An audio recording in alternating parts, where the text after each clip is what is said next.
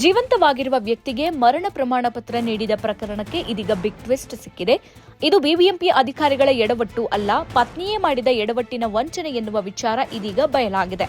ಆಕೆ ತನ್ನ ಗಂಡನ ಹೆಸರಿನಲ್ಲಿ ಬಿಪಿಎಲ್ ಕಾರ್ಡ್ನಿಂದ ಬರುವ ಲಾಭಕ್ಕಾಗಿ ಕಿದ್ವಾಯಿ ಆಸ್ಪತ್ರೆಯಲ್ಲೂ ವಂಚನೆ ಮಾಡಿರುವ ವಿಚಾರ ಇದೀಗ ಬೆಳಕಿಗೆ ಬಂದಿದೆ. ಹೆಂಡತಿಯೇ ಬದುಕಿರೋ ಗಂಡನಿಗೆ ಮರಣ ಪತ್ರ ಕೊಡಿಸುವಂತಹ ಕೆಲಸ ಮಾಡಿಬಿಟ್ಟಿದ್ದಾಳೆ.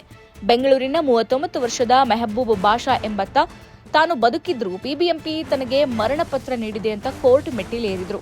2025 ಏಪ್ರಿಲ್ 23ರಂದು ಬಾಷಾ ಮೃತಪಟ್ಟಿದ್ದಾರೆ ಅಂತ ಚಿಕ್ಕಪೇಟೆಯ ಜನನ ಮತ್ತು ಮರಣ ನೋಂದಣಾಧಿಕಾರಿ ಪ್ರಮಾಣ ಪತ್ರ ನೀಡಿದ್ರು.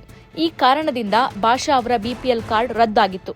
ಇದನ್ನು ಕಂಡು ಗಾಬರಿಯಾದ ಬಾಷಾ ಮರಣ ಪತ್ರ ರದ್ದುಪಡಿಸುವಂತೆ ಕೋರಿ ಅರ್ಜಿಯನ್ನು ಸಲ್ಲಿಸಿದ್ದಾರೆ. ಬಾಷಾ ಅರ್ಜಿ ವಿಚಾರಣೆ ನಡೆಸಿ ಮರಣ ಪತ್ರ ರದ್ದುಪಡಿಸುವಂತೆ ಕೋರ್ಟ್ ನಿರ್ದೇಶನ ನೀಡಿತು. ಬಳಿಕ ಈ ಬಗ್ಗೆ ಜಿಬಿಎ ತನಿಖೆ ನಡೆಸಿದ್ದು ಸ್ಫೋಟಕ ಮಾಹಿತಿ ಲಭ್ಯವಾಗಿದೆ. ಬಾಷಾ ಹೆಂಡತಿ ಮಾಡಿದ ಎಡವಟ್ಟಿಗೆ ಗಂಡನಿಗೆ ಮರಣ ಪತ್ರ ನೀಡಿರೋ ವಿಚಾರ ತನಿಖೆಯಿಂದ ಬಯಲಾಗಿದೆ. ಶಬಾನಾ ತನ್ನ ಪತಿ ಮೆಹಬೂಬ್ ಬಾಷಾ ಹೆಸರಿನಲ್ಲಿದ್ದ ಬಿಪಿಎಲ್ ಕಾರ್ಡ್ ಬಳಸಿ ಕಿದ್ವಾಯಿ ಆಸ್ಪತ್ರೆಯಲ್ಲಿ ಅನ್ಯ ವ್ಯಕ್ತಿಗೆ ಚಿಕಿತ್ಸೆ ಕೊಡಿಸಿರುವ ವಿಚಾರ ಇದೀಗ ಬಯಲಾಗಿದೆ. ಆಸ್ಪತ್ರೆಯಲ್ಲಿ ಬೇರೊಬ್ಬ ವ್ಯಕ್ತಿಯನ್ನ ದಾಖಲಿಸಿ ತನ್ನ ಪತಿ ಬಾಷಾ ಅವರ ದಾಖಲೆಗಳನ್ನೇ ಆಕೆ ನೀಡಿರುವ ವಿಚಾರ ಬೆಳಕಿಗೆ ಬಂದಿದೆ.